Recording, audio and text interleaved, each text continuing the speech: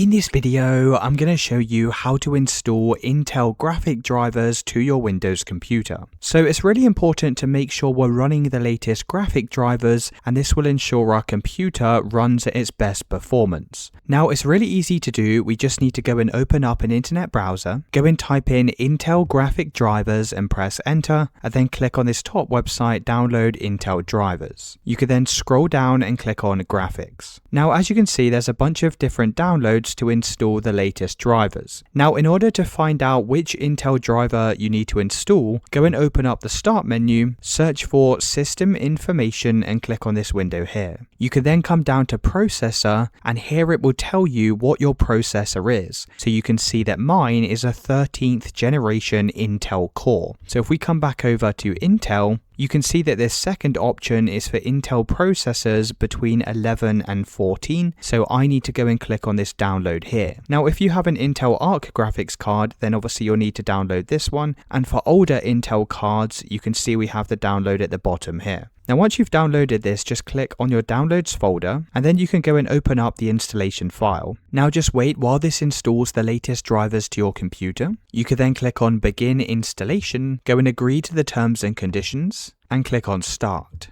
Now once it's finished, you'll just need to go and reboot your computer, and that's how to install the latest Intel drivers to your device.